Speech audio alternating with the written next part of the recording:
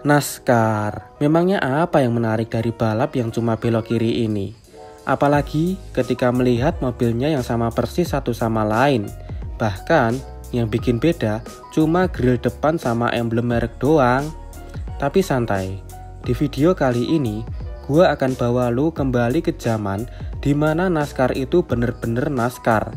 Ketika ada dua mobil kakak beradik yang melampaui zamannya dan hampir merubah bukan cuma NASCAR-nya doang, tapi juga muscle car secara keseluruhan. Inilah kisah tentang Dodge Charger Daytona dan Plymouth Superboard.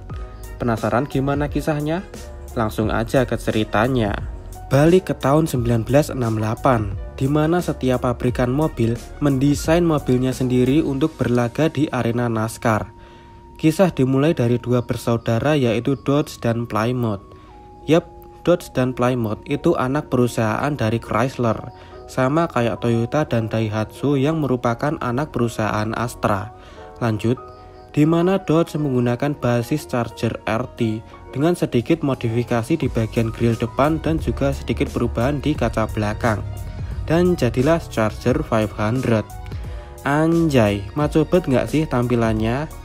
Ya kalau cuma ngomongin tampang doang emang maco, tapi penampilannya di lintasan balap, cupu parah.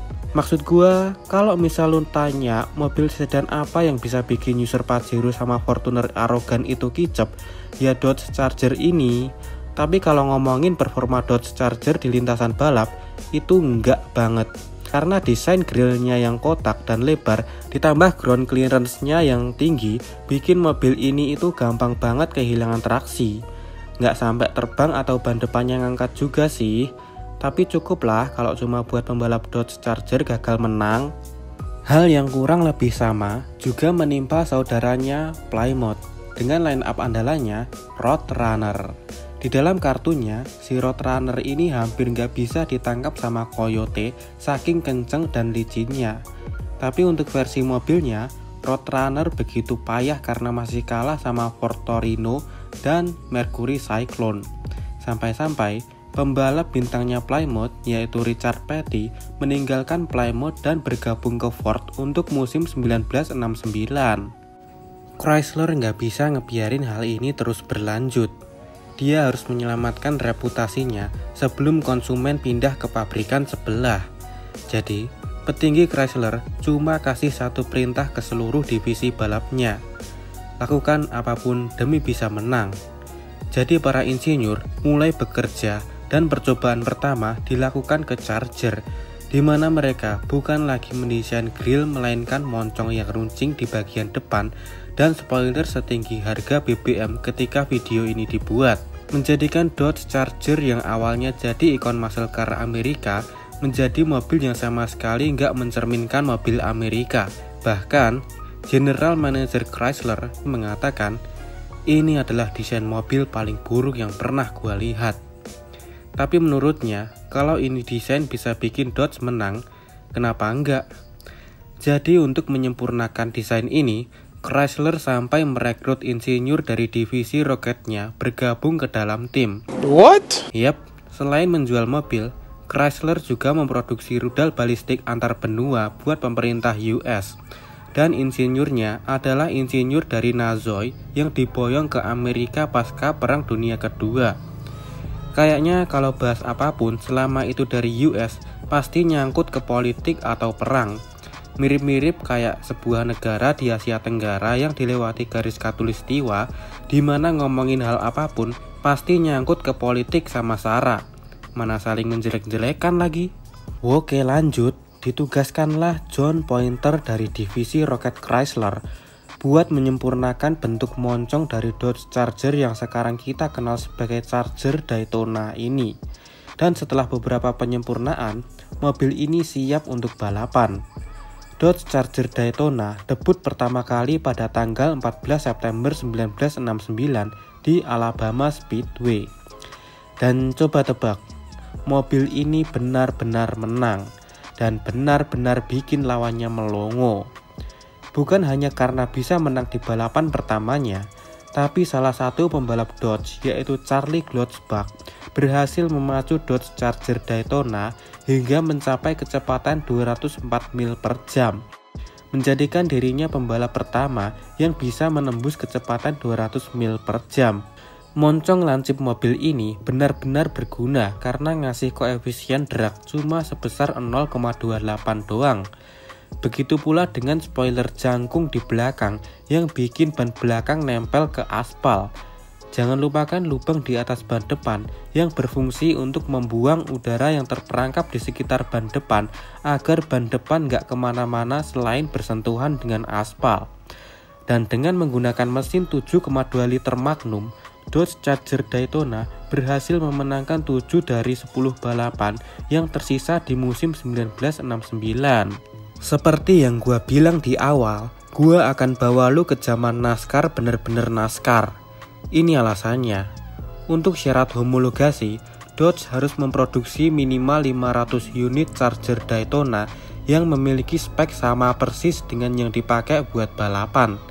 Makanya, pada era ini muncul istilah "What you see in Sunday, you can buy in Monday". Dan untuk versi jalan rayanya, Dodge Charger Daytona hadir dengan mesin 7,2 liter Magnum dan 7 liter Hemi untuk versi kolektor dengan transmisi 3 speed matic atau 4 speed manual. Perubahan yang bikin Dodge Charger mendadak OP tentunya juga ingin dirasakan oleh Plymouth. Jadi Plymouth Roadrunner mendapat paket aerokit yang mirip kayak Charger Daytona. Gua bilang mirip karena memang kalau dilihat lebih jeli ada perbedaan antara Charger Daytona sama Plymouth yang berubah nama jadi Superbird ini. Terutama di bagian moncongnya yang bikin Plymouth Superbird 3 mil per jam lebih lambat ketimbang Charger Daytona. Walau dikit, perbedaan ini pasti ngefek. Apalagi balap NASCAR itu lapnya ratusan sekali balap. Tapi kayaknya itu bukan masalah besar karena nyatanya Richard Petty mau balik ke Plymouth untuk musim 1970 dan dia auto jadi juara musim 1970. Kalau kata anak ML sama PUBG mah semua itu tergantung pilot bos. Untuk syarat homologasi sendiri, NASCAR mengubah jumlah minimum produksi massal dari awalnya 500 unit menjadi 1 unit per 2 dealer. Jadi kurang lebih ada 1935 Plymouth Superbird di seluruh Amerika dan sekitar 34-47 unit diekspor ke Kanada dengan pilihan mesin 7 liter Hemi atau 7,2 liter 6 barrel karburator. Sampai akhir musim 1970, Dodge Charger Daytona dan Plymouth Superbird berhasil menjuarai 33 dari 48 balapan. Jadi nggak cuma balap NASCAR doang, duo Upin Ipin ini juga ikutan balap track sirkuit yang nggak cuma belok kiri doang. Sampai pada akhirnya, NASCAR mengeluarkan regulasi baru untuk musim 1971, di mana mobil yang memiliki aerokit apapun bentuknya, maka diberi 2 pilihan, mau pakai mesin nggak sampai 5 liter, atau mau pakai mesin 7 liter, tapi bobot mobil ditambah 500 pound. NASCAR beralasan pemakaian aerokit bisa membahayakan pembalap karena ban balap yang tersedia waktu itu hanya mampu bertahan di kecepatan 200 mil per jam saja. Penggunaan aerokit juga membuat balap NASCAR menjadi kurang kompetitif. Hal ini tentu jadi tendangan telak buat Dodge dan Plymouth. Nggak cuma itu saja, penjualan Charger Daytona dan Superbird juga nggak bisa dibilang bagus. Hal ini karena selain nggak mencerminkan mobil Amerika, penggunaan moncong juga berpengaruh ke mesin yang membuat mesin gampang overheat.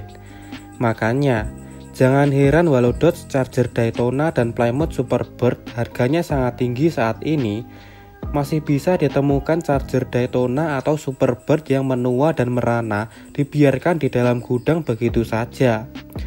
Bahkan, dulu beberapa dealer sengaja mengubah Superbird menjadi Roadrunner biasa demi bisa terjual. Sekian pembahasan tentang Dodge Charger Daytona dan Plymouth Superbird dari gua. Kalau misal ada yang salah atau kurang dari apa yang gua sampaikan, lu boleh banget nambahin atau ngoreksi. Sekian dulu dari gua. Sampai jumpa di video selanjutnya.